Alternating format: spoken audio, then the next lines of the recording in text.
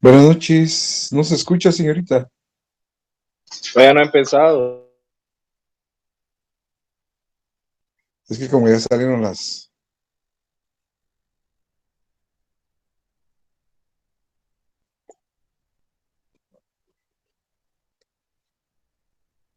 Llévame el vaso. Buenas noches. Buenas. Ya. Licenciada. Estábamos dando tiempo que se incorporen la mayoría, somos 48, vamos a comenzar, así terminamos rápido. Hoy nos toca el tema, hoy es 27, nos toca relación jurídica, es lo que vimos ayer, entonces nos toca el módulo 3, permítame. Objetivo del derecho agrario, que estamos hablando del módulo 3 todavía. Es seguimiento básicamente de conformidad con nuestro programa, ¿verdad? De clase. Nos toca la primera posición. El objetivo del derecho agrario es el medio rural, el que no debe interpretarse como un límite geográfico, sino como un espacio delimitado territorialmente de hechos específicos y propios. Son estos derechos los que rige el derecho agrario, aunque excepcionalmente puedan realizarse en la ciudad. Como también en la segunda posición, entonces, lo podemos ver, el objetivo del derecho agrario abarca el conjunto de derechos y principios relativos a la tierra como elemento material. El campo no es en el sentido de medio o espacio rural, sino como elemento de la naturaleza. Entonces, básicamente, entonces, volvemos con temas interesantes. Es el medio, entonces, con quien el hombre se relaciona, no necesariamente en la gran mayoría de extensión de terreno. No sé si alguien tiene conocimiento o estudio que hayan hecho en otro momento. ¿Qué hacen los países que no tienen mayor extensión de terreno? ¿Cómo ellos obtienen la producción o cómo ellos se abastecen de la canasta básica en el mercado? En el caso de Cuba, ¿alguien nos podría explicar? Aquí relacionamos, ¿por qué relacionamos? Porque aquí es exclusivamente, conocemos la mayor parte en el caso de Guatemala, pero ¿qué hacen los demás países en este caso? Vemos que también nos explica aquí claramente el límite geográfico, sino como un espacio delimitado territorialmente. De hecho, específicos propios son estos hechos los que rige el derecho agrario. Entonces, cuando se habla del derecho agrario, básicamente tiene que existir una porción de tierra donde se relaciona el hombre, como aquí lo vemos, primera posición, una segunda posición, cómo lo detalla. Pero también vemos acá, estamos enfocándonos de todo en la realidad en el caso de nosotros, que lo conocemos en el caso de Guatemala. Y aquellos que no tienen dónde cultivar o cosechar en otros países, en el caso de Cuba. ¿Alguien tiene conocimiento como Cuba? Porque es una isla. ¿Alguien tiene algún conocimiento que lo pudiéramos compartir? ¿Qué hace Cuba con sostenerse con sus canasta básica, con abastecerse el mercado, si no tiene porción de tierra porque es una isla? ¿Será que da cosecha en la arena o cómo se trabaja? Vamos con los puntos de clase. ¿Quién tiene conocimiento? ¿Quién quiere intervenir? Se valen los puntos. Estamos hablando del examen final. Solo ¿Podría repetir la Licenciada. pregunta, Ligda? Ya. Buenas noches. Buenas noches, Héctor. De acuerdo a mi conocimiento, ellos se basan por importaciones. Su mayor producción es el azúcar que ellos exportan a nivel mundial, y para abastecerse de la canasta básica, pues primero está la pesca, luego desde el tiempo que ganó la revolución en el 61, 59 con Fidel Castro, pues la Unión Soviética fue su primer abastecedor y luego Rusia, ¿verdad? Entonces ellos se abastecen con productos de importación y su mayor proveedor es Rusia, pero ellos por el clima y por la tierra no tienen la capacidad de cultivar todo lo que, por ejemplo, tiene Guatemala, ¿verdad? Cebolla, maíz, etcétera, y vamos a decir, su dieta es otra, ¿verdad? No es como la nuestra, ¿verdad? La dieta del pueblo de ellos es a base de papa, porque la papa es la que más les provee Rusia, antes Unión Soviética. Por ahí veo yo el asunto, Linda. Muchas gracias.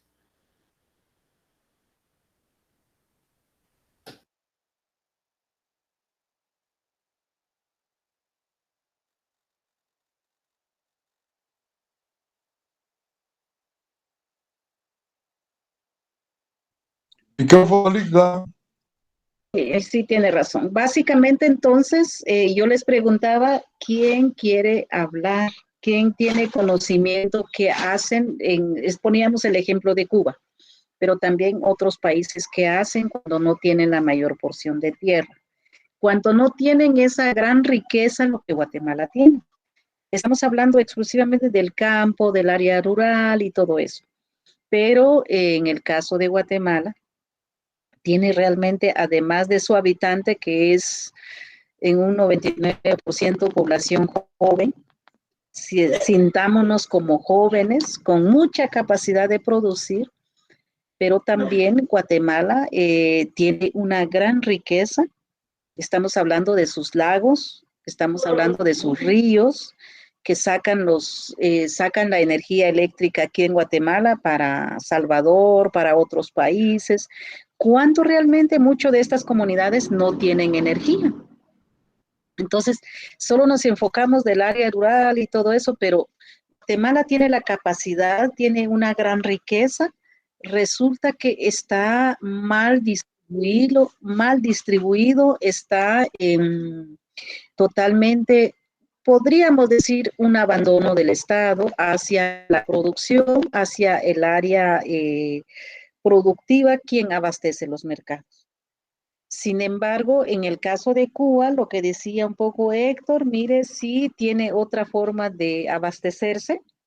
Creo que en otros momentos habíamos hablado que Cuba, el armamento más pesado que tiene Cuba, que a eso se especializa, buenos médicos. Y no tienen la gran porción de tierra como tiene Guatemala. Es una isla, sin embargo, ellos son mejor equipados que cualquier otro país con sus médicos, con otras especialidades, pero también es más la pesca por ser una isla y también tienen más las características de importación, exportación, se importa más productos que no producen, pero no por eso y ellos estén limitados, sino que tienen bastante especialidades. Entonces, haciendo esta comparación, no digamos con otros países, en el caso de México, que es colindancia con Guatemala, ¿verdad? Y en otros países, digamos, tienen bastante producciones similares a las de Guatemala, pero siempre hay una inequidad en el proceso, pero Guatemala tiene bastante riqueza en sus montañas, en sus ríos, en sus lagos, pero sí a la vez, en vez de fortalecerlo, hay una gran riqueza, hay una gran pérdida, hay abandono por parte del Estado sobre este proceso, porque si no tendríamos mayor población pobre, no tendríamos mayor desnutrición si se equiparan, si se fortalecieran las capacidades de los campesinos como tal. de los agricultores como tal y también las capacidades, porque las capacidades, para eso están las instituciones, en el caso del MAGA, que son la mayor parte son los agrónomos, son los peritos en agronomía. Sin embargo, creo que esto no se da muy poco. Entonces, también surte el efecto lo que vemos aquí, más que todo un abandono en todo el procedimiento, lo que estamos viendo, ¿verdad? Tercera posición, el objetivo del derecho agrario estaría constituido por los recursos naturales renovables, es decir, no solo la tierra, sino también el suelo, agua, flora, animales, es decir, de la naturaleza. También, cuarta posición, el objetivo del derecho agrario es el establecimiento agrario, que es un concepto más amplio que el de predio o inmuebles, ya que representa el conjunto de autónomo de bienes organizados fundamentalmente para el ejercicio de la actividad agraria. Básicamente, tanto desde la primera posición como hasta la cuarta posición, entonces, estamos viendo que no solo estamos hablando de la agricultura, lo que se produce, sino que ya hablamos del conjunto de bienes que produce la tierra. ¿Y cuáles son los conjuntos de bienes? Ya habíamos abordado, son los grandes ríos que tiene Guatemala, los grandes lagos, que también están bastante descuidados, pero también pudiéramos mencionar a qué nos referimos o a qué se refiere esta presentación cuando habla de fauna. Los animales, licenciada. ¿Qué tipos de animales que están ya prácticamente en extinción en Guatemala? El pato poco fue el que desapareció, ¿verdad? Del lago de Atitlán, por ejemplo. Recuerdo que antes existía, ahora ya no. Ajá. Ay, no recuerdo ahorita las otras especies, se me fue. El quetzal. El armadillo, Ligda. Armadillo.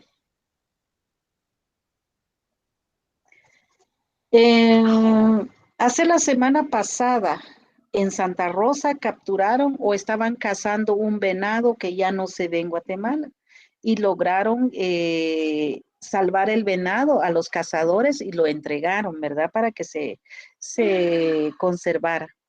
Estamos hablando de, no solamente vamos a ir a ver algunos animales en los zoológicos, sino que son animales que están ya prácticamente en la extinción, el cochemonte, el venado, los tipos de clases de venado, pero también el quetzal, los loros.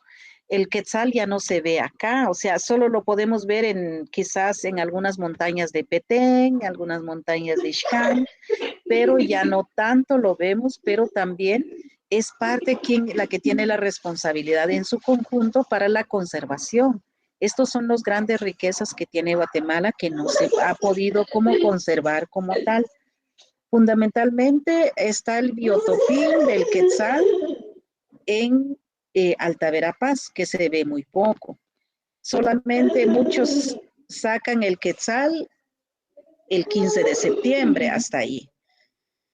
Pero de ahí no conocemos más dónde está el quetzal. Y este es un animal muy reconocido, que es el ave nacional. Y también no solamente eso, sino que también las plantas. Hay muchas plantas medicinales que tampoco se reconocen, pero que son muy útiles para la salud de la gente, para las comunidades. Entonces, por ejemplo, el tabaco. Antes no se conocía tanto el cigarro como tal, sino que es más el tabaco. ¿Qué usan los cubanos? Los grandes tabacos. ¿Y de dónde vienen los grandes puros que dicen? Es puramente el envuelto de tabaco, y de una gran siembra de tabaco que se han desaparecido.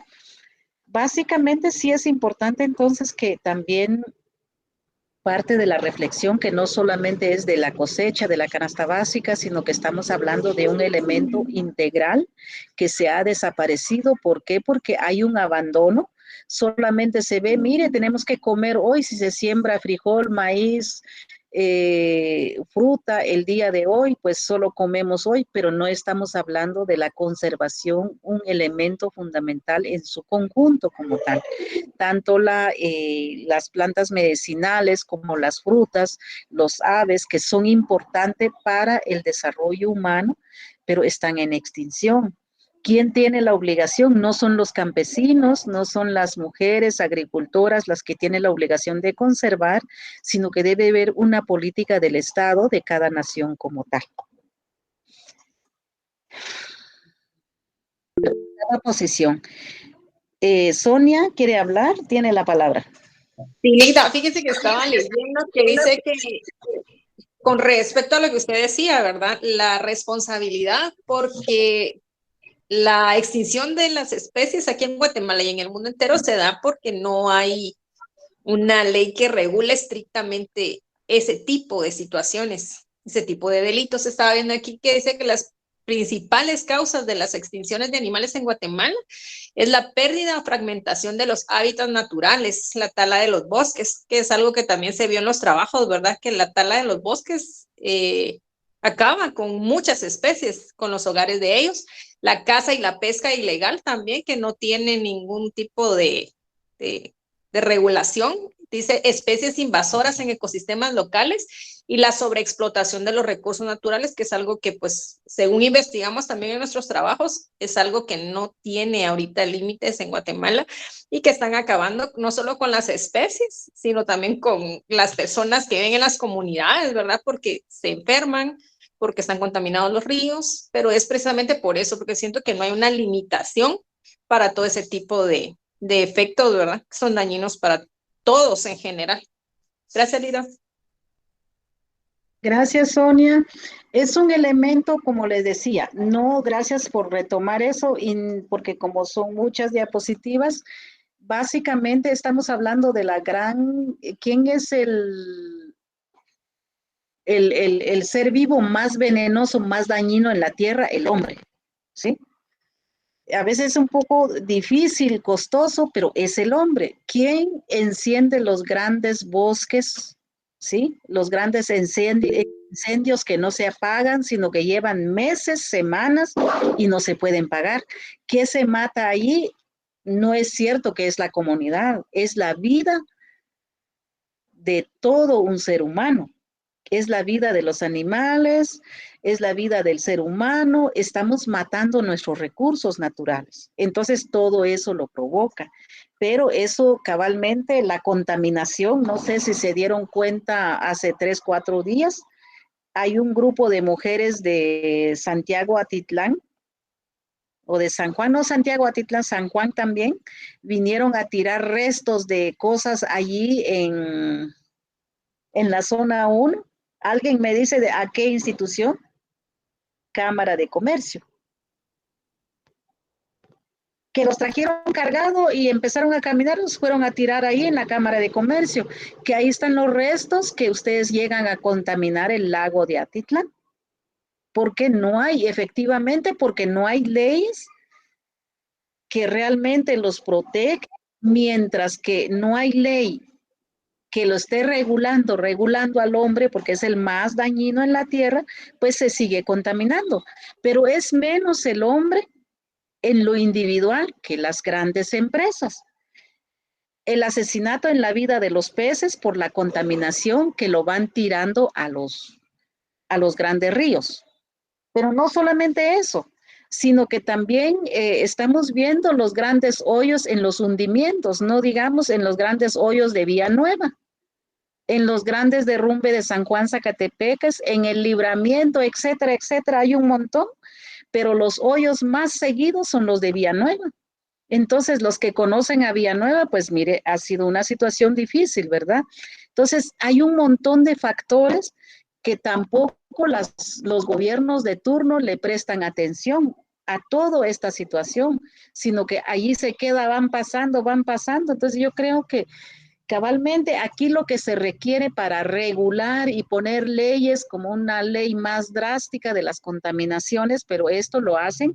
Y por cierto, la palabra más correcta, ¿quién es la que tiene que presentar una iniciativa de ley?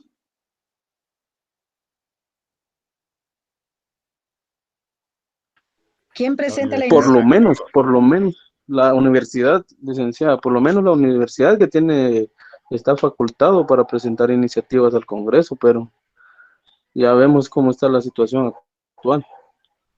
¿Quién es la que dijo la universidad? No sé, yo creo que hay otro compañero también. Mario, no. Su servidor Ligda. ¿Cuál es Héctor su López. nombre? Héctor Héctor. López. Va, ya lleva 1,5 puntos. Gracias, Ligda. Mario tiene levantado la mano. Mario Rafael. Tiene la palabra. Sí, licenciada, tal como decía por ahí la compañera que me antecedió, ¿verdad? De que hay muchos factores que afectan este sentido y para ejemplificar, ¿verdad? Si nos vamos al derecho comparado, digamos, nos vamos a Costa Rica. Allá, por ejemplo, hay muchos impuestos, ¿verdad? A la regularización de lo que se llama las imperfecciones del mercado, ¿verdad? Recordemos que Adam Smith habló de que había una mano invisible que regulaba lo que es el mercado. Sin embargo, actualmente se ha demostrado que eso es mentira, ¿verdad? Que automáticamente no se regulan todo lo que son estas imperfecciones de mercado, todo lo que hemos hablado, ¿verdad? De la situación económica en el agro. Entonces, en Guatemala lo que hace falta, en comparación a otros países, ¿verdad? Como le decía, es regular esas imperfecciones del mercado a través de tasas, a través de impuestos, ¿verdad? Que regulen esto del mercado, ¿verdad? Porque hay impuestos que son de tipo para recaudar como el IVA y el ISR, ¿verdad? Mientras que hay otros que son para regular las imperfecciones del mercado. Por ejemplo, si hablamos de los impuestos a los combustibles. Y de igual manera, en Guatemala no existe una regulación hacia lo que es de tipo forestal, por ejemplo, ¿verdad? Entonces, por eso en Guatemala se abusa, ¿verdad? No, porque el Estado no se ha preocupado, tal como lo hacen otros estados a nivel internacional, ¿verdad? De regular todas estas situaciones, ¿verdad, licenciada? Únicamente. Gracias, Mario.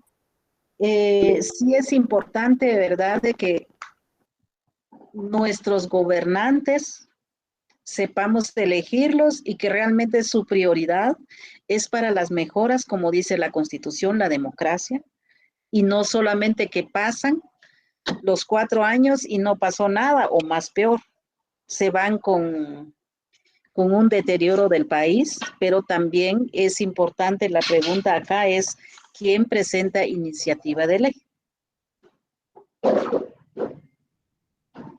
Uno es la San Carlos, pero también con Buenas noches. Tal buenas vez el noches. Congreso, licenciada. Congreso. Licenciada, pero también los ciudadanos tienen la facultad de un mínimo de 5,000 ciudadanos pueden presentar también, siempre con asesoría también de algún abogado del Congreso, de diputados del Congreso. O sea, todos podemos hacer algo y poner nuestro granito de arena. Lo que no tenemos es la unidad. Yo creo que eso es lo que nos falta como país, estar unidos para luchar contra este flagelo que nos afecta a todos. No sé si a veces uno está pendiente en las noticias, ¿verdad? Dice, bueno, ¿qué está pasando y qué hay? Leer un poquitito. Ahorita que toda la prensa es electrónica, el diario electrónica, entonces aunque sea en la hora de almuerzo, en la hora de refacción, leer unos 5 minutos, que para los abogados siempre es lectura. El que no le gusta la lectura, híjola, se perdió con la carrera. Entonces todo es lectura, ¿verdad? Estar pendiente si la ley está vigente, de repente uno está operando una iniciativa, pero si la ley ya no está vigente, ¿verdad? Entonces, cabalmente está la PDH, está la Corte, está el Congreso, pero también el ciudadano, las 5,000 firmas, patrocinado, empadrinado por un diputado. Entonces, ¿quién debe conocer mejor? ¿Quién debe hacer la propuesta? ¿Dónde surge la propuesta? Pues la tienen que ser los ciudadanos, pero ¿y dónde quedan los estudiantes de derecho? ¿Dónde queda el notario? ¿Dónde queda el jurista en este caso? Es una carrera muy bonito, pero también tenemos que hacer propuestas, contenido. Mire, esto no nos parece. No sé si ustedes se dieron cuenta esta semana fue los de 48 cantones de Totonicapán. Bueno, los 48 cantones, su nombre lo dice, no es el departamento, es una comunidad que está organizado que aglutina 48 cantones. Eminentemente en el idioma quiché. A ver quién me dice, y le doy el punto. ¿Qué fue lo que presentaron esta semana en el Congreso?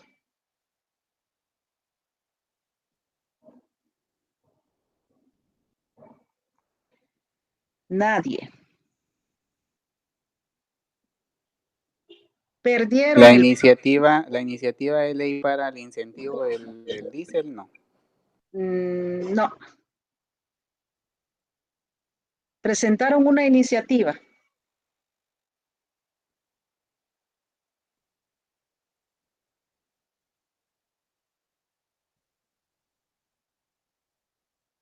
Bueno, nadie lo quiso decir. Presentaron la iniciativa. Aquí aparece, Linda. Ya la busqué. 6151, que dispone a aprobar reformas de la Ley General de Electricidad, entre las cuales busca que dichos dirigentes integren la Comisión Nacional de Energía Eléctrica, CNEE, dice. Los diputados representantes del distrito de Totonicapán, en compañía de las autoridades de los 48 cantones, presentaron a la Dirección Legislativa del Congreso la iniciativa 6151.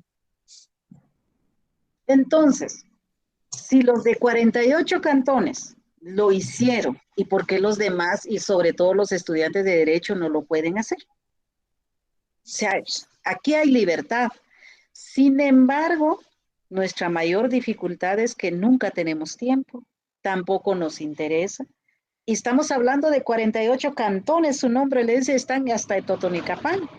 Pero buscaron el apoyo de los diputados que son los representantes de Totonicapán. Estamos hablando del señor Diego, estamos hablando del otro que es de nombre Alvarado, que es el diputado por el bien. No sé quién es otro, pero los dos sí, son de Totonicapán. Entonces buscaron el apoyo y están presentando una iniciativa para decir que se haga una reforma a la energía eléctrica porque muy elevado y todo eso. Eso la tenemos que saber como estudiante de derechos. ¿Por qué? Porque tenemos que leer bastante, estar al tanto, qué pasa. Si no, no tenemos argumento. Por eso un poco le decía, mire, aunque sea en el cafecito hay que leer qué está pasando, qué hay que están presentando, para ver si de repente le enviamos un mensajito, mire, las apoyamos, adelante con todo. Esta reforma que están haciendo, que no es precisamente el tema, lo que estamos viendo es parte de la afectación, parte del subdesarrollo, cómo se puede mejorar. La reforma a la energía eléctrica como tal, ¿será que solo para 48 cantones o es para todo el país? Es para todo el país, licenciada. Es para todo el país. Al aprobarse como una ley es para todo el país. Entonces ellos lo están haciendo para toda una nación, no para 48 cantones. Pero a mí me mandaron un mensaje, otros grupos me dijeron, mire, ¿qué opina usted? ¿Por qué solo 48 cantones está presentando? ¿Y por qué nosotros no nos incluyeron? No las contesté mejor, porque no valía la pena. ¿Cómo lo vamos a criticar algo que ya lo hicieron y es el bien común para toda una nación? ¿Y cómo voy a criticar cómo hicieron ellos para elaborar esa iniciativa? ¿Cuántos de ustedes han elaborado iniciativa? Yo he aportado, yo he hecho algunas, pero de ahí elaborar una iniciativa y presentarlo, no, eso requiere más tiempo, no es nada más cualquier cosa. Entonces, y después otros critican que por qué solo ellos y por qué nosotros no nos incluyeron. Al contrario, si es el bien común, entonces sumémonos al proceso, apoyémoslo, mire en qué le apoyamos, mire, es para el bien de todos. Pero cabalmente, no sé si lo mencionó Chen, quien mencionó es que el mayor problema, o Alfredo, el mayor problema es que nunca estamos unidos. únicamente estamos estudiando para el bien de nosotros prácticamente y no de un pueblo, cuando el pueblo espera de nosotros. Entonces, básicamente, parte otra vez de la reflexión, que no solo vemos porque no hay tierra, porque no cultivan, es problema de ellos, no, es de una nación. Bueno, pasamos al siguiente punto. Sonia, que siempre está alegre, ¿nos podría leer las 2 diapositivas? Perfecto, Linda. Crítica. Existe una actividad pública dirigida a regular aspectos que no se vinculan directamente con la empresa, tales como la planificación, conservación de los recursos, policía de comercio agropecuario, etc. En actividad agraria privada, la empresa representa una forma de organización económica dirigida al servicio de esa actividad agraria, la que deja ver de que puede haber actividad agraria sin empresa. Ejemplo, la actividad agraria desarrollada por una comunidad indígena. Muy bien. Creemos que la determinación del sujeto agrario expuesta en los epígrafes anteriores es útil, pero imperfecta a la luz de nuestro ordenamiento. Entre nosotros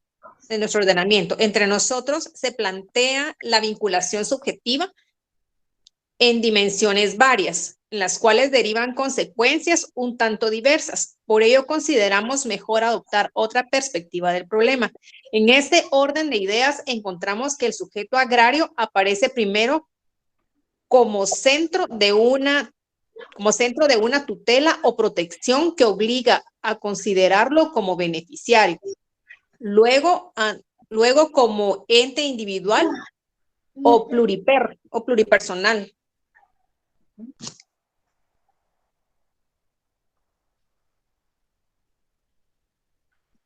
Continúo, Lida. Sí. Zonal, individuo, familia, grupo de población, comunidad o sociedad. Luego, como elemento de la actividad productiva, productor o empresario, pequeño, mediano y grande, factor o trabajador agrícola. Por último, puede verse el sujeto agrario como integrante de un vasto sector humano que obliga a considerarlo en su dimensión y demografía con arreglo a sus relaciones endógenas y exógenas, presión demográfica, éxodo rural, inmigración, etc. Gracias, Sonia. Básicamente, entonces, lo que estamos viendo acá es las empresas muchas veces dependen de la mano de obra de un campesino, del trabajador, que no todo lo hace una maquinaria. La maquinaria no funcionaría sin la mano del hombre, pero las comunidades rurales pueden vivir sin la empresa, ¿sí? Porque son pequeños agricultores, saben cosechar, etcétera, etcétera. Entonces, básicamente lo que nos da de entender acá es no excluir, no discriminar, no alejar al sector campesino, no ver como cualquier sujeto que no tiene los derechos, que un profesional, que una empresa, no. El sector campesino, que en su mayoría está en el área rural, y no estamos hablando que en el sector campesino es mujer y hombre y la niñez. Allí es donde el sector campesino, la mayor parte, vemos el reflejo del analfabetismo, vemos el reflejo de la niñez desnutrido, vemos la mayor parte de mujeres que tiene hasta 10 hijos. Es una gran dificultad. Mientras que la mujer no se alimenta durante los 9 meses de embarazo, seguramente el niño nace desnutrido y no va a tener rendimiento a las escuelas, ¿sí? Entonces se queda con un primario, nivel medio.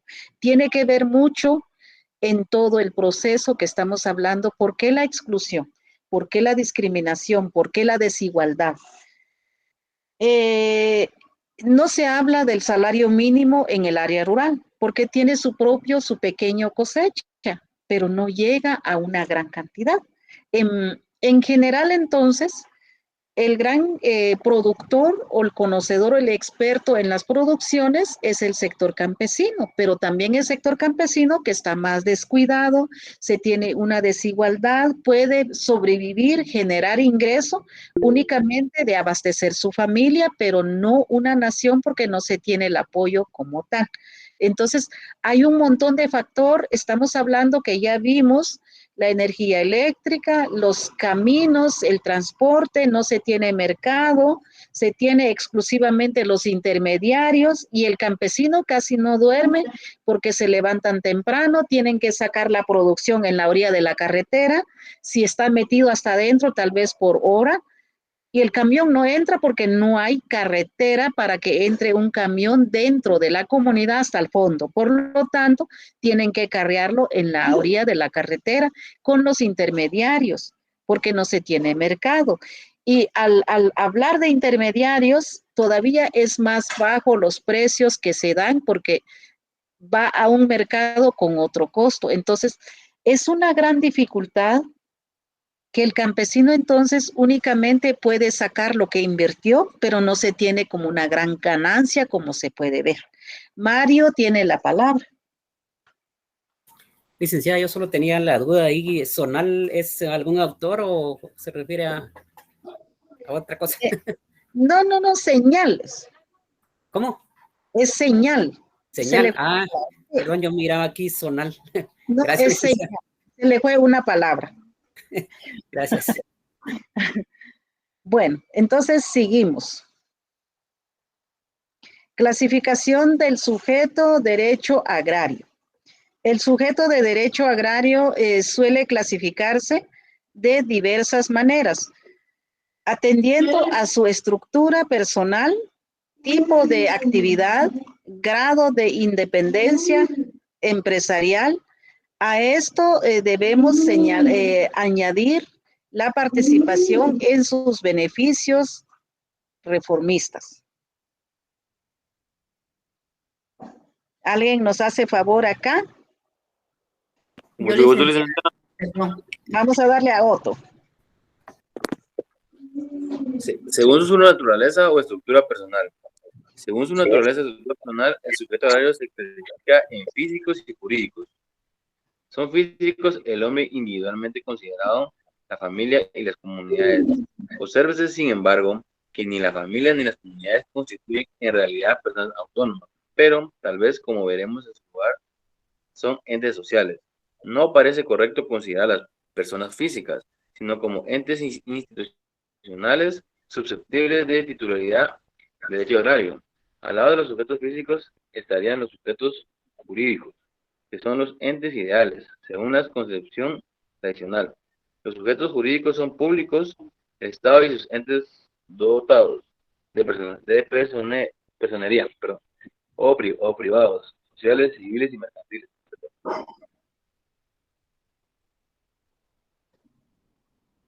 Es la siguiente parte, es la otra parte. ¿Sí? Okay. Por su naturaleza también podría concebirse de los sujetos agrarios en atención al modo de integrarse, siendo así colectivos e individuales. Sujetos colectivos serían las comunidades agrarias. Gracias. Como lo vimos aquí en la primera que dio lectura Otto, es básicamente ya sea individual o entes jurídicos. Alguien me dé la definición de un ente jurídico, una persona jurídica. ¿A qué se refiere? Se refiere a la unión de dos o más personas, licenciada, por ejemplo, las sociedades mercantiles o las asociaciones civiles, y en este caso las comunidades, ¿verdad?, que menciona. ¿Alguien más?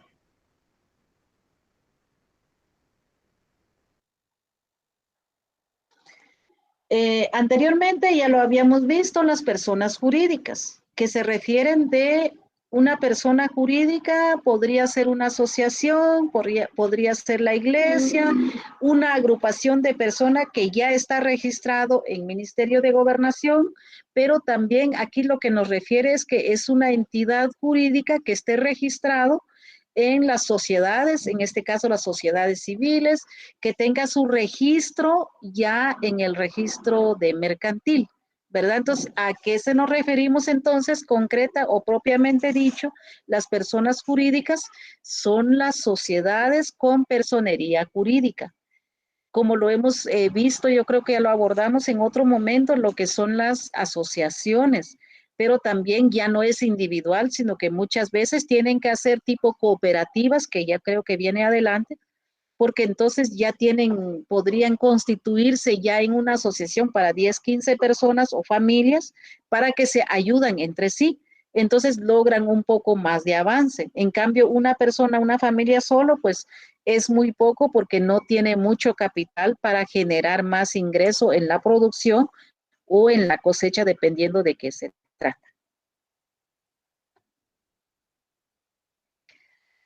Aquí, ¿quién nos hace favor de dar lectura?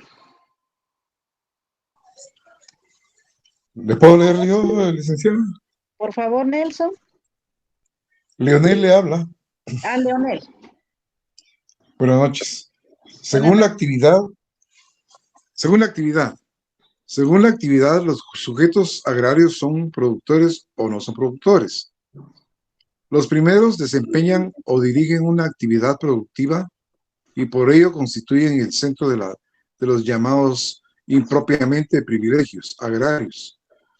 Los no productores son los que realizan actividades de protección, control y fomento. Esta clasificación no resulta incorrecta, más considera que la actividad conservacionista no es productiva, viendo solo su aspecto inmediato y no su última ratio, que en nuestro derecho es la explotación dinámico-racional.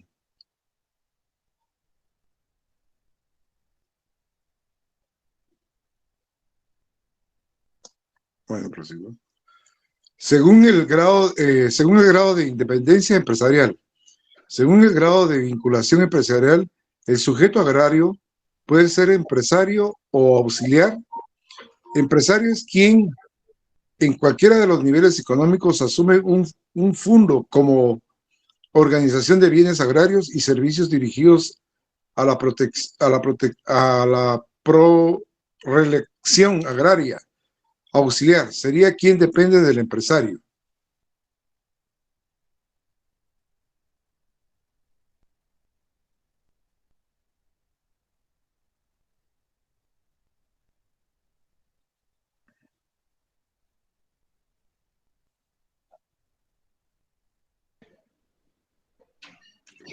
Perdón, es que me desconecté.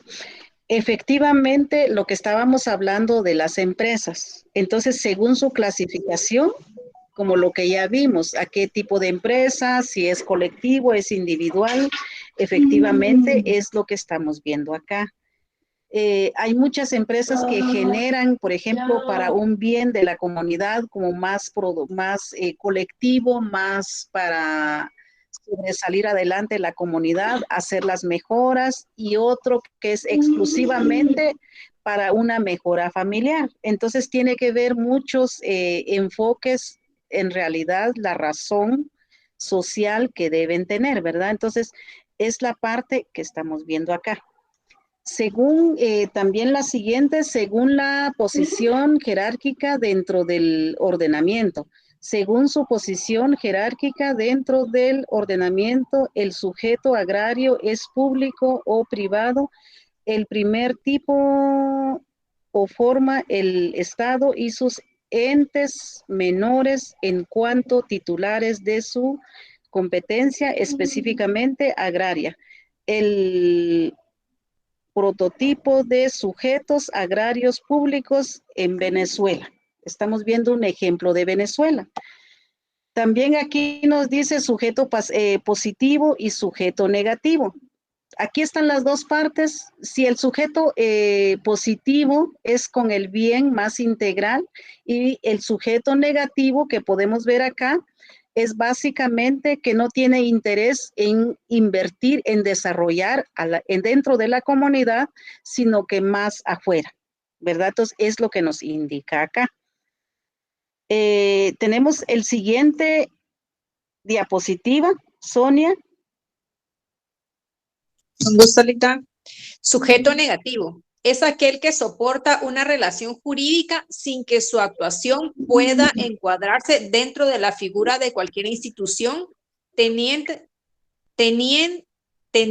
al cumplimiento de los principios de la función social. Un caso típico de esta clase de sujetos es el arrendador absentista. La importancia de esta distinción recogida por algunos autores 12 estriba en favorecer al sujeto positivo. Básicamente lo que estamos viendo aquí, en conclusión, es hay sujetos que prioriza a la comunidad para el desarrollo integral, invertir, poder generar ganancia y poder tener mejores carreteras, mejores beneficios en una comunidad, y en otros es explotar más a la comunidad, pero sin tener beneficio, más un lucro de familia, más un interés personal. Entonces, aquí ya donde vemos, ya sea la producción empresarial o la producción individual, pero es lo que vemos acá. Entonces, ¿alguna duda al respecto? Yo sé que no tienen duda, el lunes es feriado. Entonces, aquí nos quedamos con nuestra presentación. Si los hacemos un poco así, porque yo me había comprometido ayer que todo esto lo voy a enviar antes del examen para que ustedes lo pudieran leer detalladamente, y sobre esto vamos a basar también el examen final, porque todavía nos falta un poco algunos capítulos todavía. Entonces, hasta aquí nos quedamos y les deseo muchos descanso el fin de semana, muchas bendiciones. Los que viajan, pues con cuidado, siempre para estas fechas, pues a veces hay grandes dificultades, que mucha gente viaja, ¿verdad? Entonces, les deseo mucha suerte, feliz descanso, feliz fin de semana. Primero Dios, nos vemos la próxima semana. Gracias, Ligda. Buenas noches. Buenas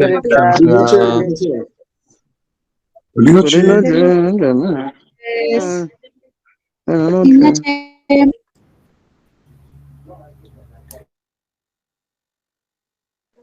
Gracias, licenciada.